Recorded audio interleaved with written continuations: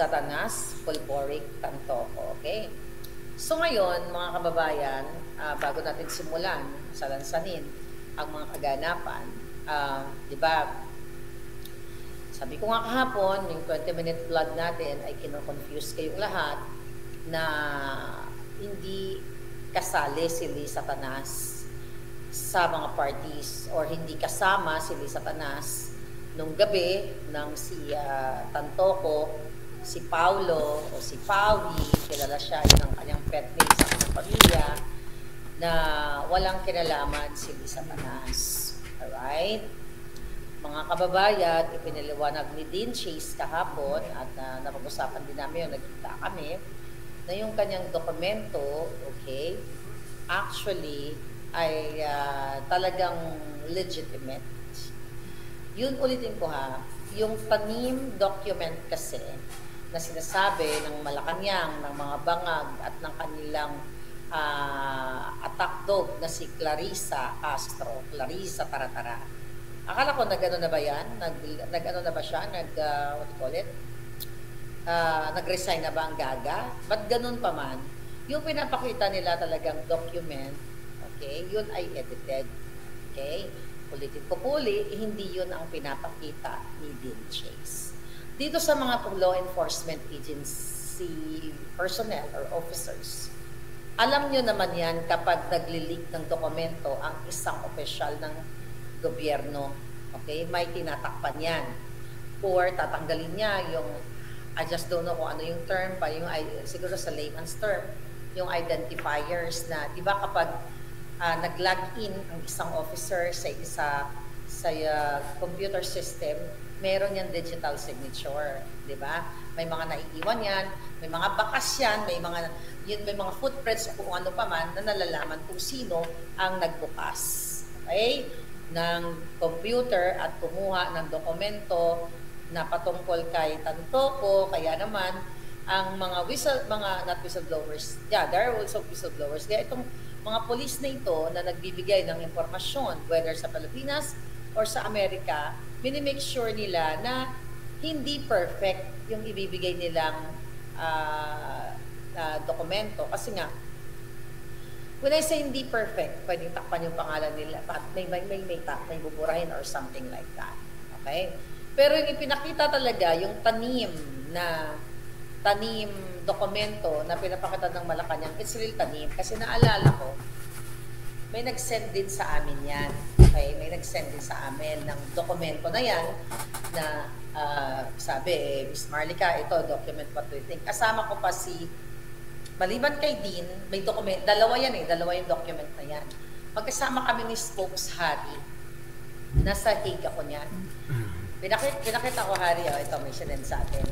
Tapos sabi ko, syempre si Harry excited. Dahil syempre kapag usapang bangag na talagang magpapalubog sa mga bangag, excited kami lahat.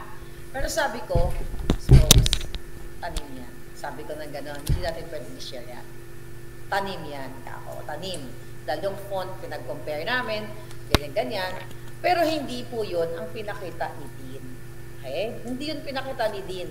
Kaya yung sinasabi ngayon ng Bangag Administration, okay, pang-confuse nga sa inyo, para sabihin nila na kung fake nga naman yung documents na sinasabi nila, so ibig sabihin, okay, wala bang ito kasi, walang namatay na Tantoco, walang nag-adictus.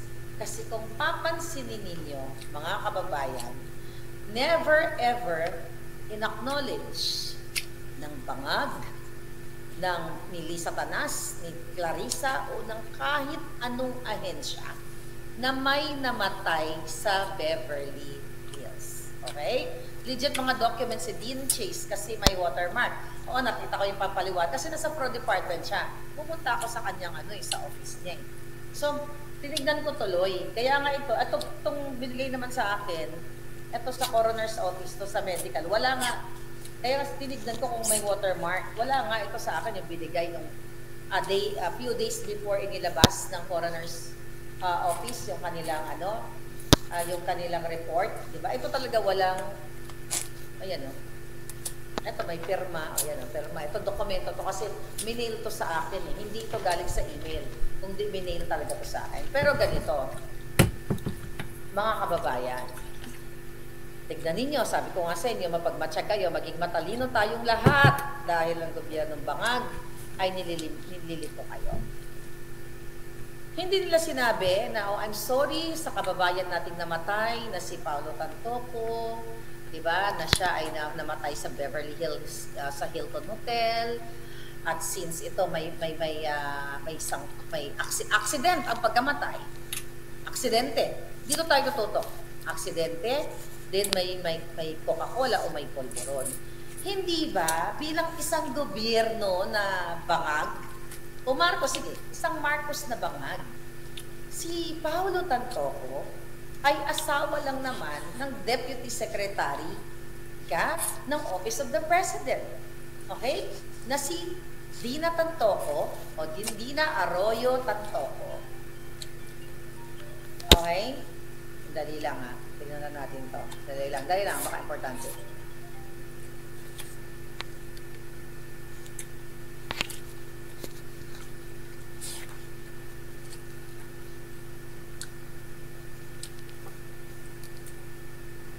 Okay, so ayun na nga, palangga. Hindi ba, dito kayo, okay, sige, ganito gawin natin. Totoong may dokumentong nag-leak na peke o may dinagdag, okay? Pero hindi ako nag-post niyan, hindi rin nag-post si Tim yan. Ang tawag dyan ay tanim dokumento, tanim fake news. Now, doon na tayo papasok, okay? Kasi naglabas na yung coroner's office na may namatay na isang 44 years old na si Tantoco, okay? May namatay at may bangkay na inuwi sa Pilipinas kasi nga namatay sa Beverly Hills ay itong aksidente. Hindi ba dapat kapag gobyerno ka, kung ang mga OFW, di ba kapag namamatay, tinututukan dapat ng gobyerno at nagbibigay dapat ng statement itong ang gobyerno. Pero bakit only for this Tantoco's death? Bakit ayaw pag-usapan, okay, ng gobyerno ni Marcos? Ng gobyerno ni Bangag? Aksidente. Hindi ba dapat ang DFA? Kasi may statement sila ngayon, mga kababayan. May statement ngayon. Sabi ng DFA, tingnan ko lang pa. Pasok tayo sa DFA. Oh, okay. Okay, where is that DFA thing? Ito. Ang headline nila, DFA says, police report linking Liza Marcos to death of Rostan's ear altered. Okay? The supposed Beverly Hills police report that allegedly linked First Lady Liza Tanas Marcos to the death of Russian's ear Juan Paulo Tantoco was altered. Malacanang said on Thursday. Well, anyway, sige, wala namang kwentang yun. Wala namang kwenta talagang balita. Okay. Hindi niyo ba napapansin?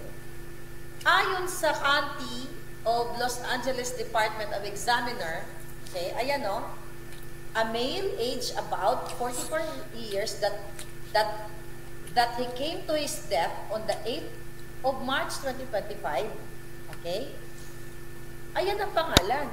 Ito po yun. Nakikita nyo? Ayan, yan po yan. Sinend yan sa akin.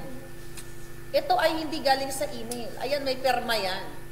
So, ibig sabihin, dito tayo tututok. May namatay na si Tantoco at dyan siya namatay sa Beverly Hills. Okay. Tanggalin na natin yung tanim fake news nila. Ay, tanim dokumento nila. Hindi ba dapat ang Department of Foreign Affairs at ang ating ambassador ng Pilipinas dito sa Amerika na si Babes Romualdez, hindi ba dapat papanagutin, iimbestigahan nila at magbigay sila ng ulat sa taong bayan na, uy, may namatay. Asawa pa naman ito ni Dina Tantoco Arroyo na appointee ni Bangag Marcos. Hindi pwedeng itong pabayaan lang. Okay? Na namatay siya, tikom ang bibig. Imagine ninyo, mataas ang pwesto ni Dina Tantoco ni isang tuldok, si Marcos Jr. na nag-appoint sa kanya at si Liza Tanas. Mga kababayan, walang man lang sulat ng pakikiramay. Diba? Walang sulat ng pakikiramay. Pero ang tinutukan nila ngayon, fake yan, may naglabas ng peking dokumento. Ulit-ulitin natin mga kababayan, ang nilabas ni Dean at nilabas ko ay hindi po peking dokumento. At hindi din po peke na may namatay na isang isang tao. Okay, na may namatay na si Tantoco na asawa ng appointee ni Bangag. Doon tayo tututok kasi doon kayo nililito. Alright? Doon kayo nililito na kapag nung may lumabas ng peke, well, sila rin ang naglabas niyan, mga kababayan, yung mga Bangag din ang naglabas niyan. Para nga ito pang confuse sa inyo. Now, okay? Hanggang ngayon wala silang ulat. Walang investigation ang DFA, walang investigation ang Senado, which is nandoon nga si Jingay Estrada at si Quezon Escudero. Nandoon sila sa event na yon bago namatay si Pawi. Bakit sila tahimik? Ni isang tuldok na pananalita, ayaw nila magbigay ng statement. Sabi nga ni Philgen, yes, mag-hair follicle silang lahat. Okay? Bakit ayaw? Hindi ba dapat isang Pilipino na namatay sa aksidente dito sa Beverly Hills at nakitaan ng toxicology test na mayroong pulburon, hindi ba dapat hindi ba dapat yan ay tutukan ng gobyerno ni Bangag na nakakahiya dito sa bansang Pilipinas na yung bitbit nila kung nakasalumuha ni Lisa Tanas, sayaw sila, I will survive, pero hindi na nga nag-survive, talagang ayaw nilang pag-usapan. Tumututok sila, yung dokumento yan, tampered yan. Sadya nila yun, sila ang gumawa ng dokumento yun. Mismo ang mga Bangag ang gumawa nun para ilihis.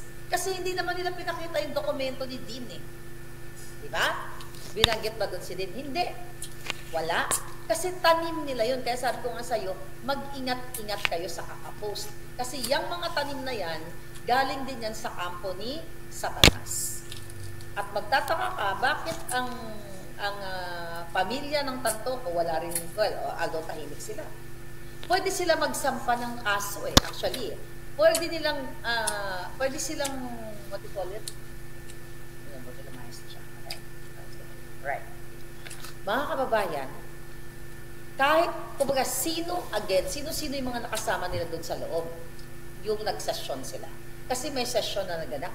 Nakalagay nga doon sa leak report kasi kay Dean. Hindi yung may dilaw-dilaw na fake talaga. Hindi yun. Bakit, mga kababayan, ang pamilya, pero hindi ko lang sure kung ang pamilya ba may ginagawa sila na magsampa sila ng criminal complaint, 'di ba? Laban sa mga kasama o kay Lisa Tanas na na based nga doon sa leak report ay nandoon si Lisa Tanas. Ngayon, kung gusto talagang malinis ni Bangag ang kanilang pangalan, number 1, sabi nyo nga, mag-pair of follicle test. Yeah, it's a wrongful death. May nabasa ako din kanina. Pag-usapan natin mamaya ang wrongful death na yan. Ngayon, pwede magsampa ang mga nandoon sa loob para mapanagot ang mga taong mga taong tawag dito pala yung kay Dean, yung galing kay Dean. Okay, hindi po, itong babasahin ko, hindi po ito yung sinasabi ng Malacanang na fake, pero ito po yung babasahin ko ay, ito yung leak. Okay, ito yung sinasabi ni Dean. Okay? Right. Incident. Okay. Ito yun. Ito pala yung isa. Okay.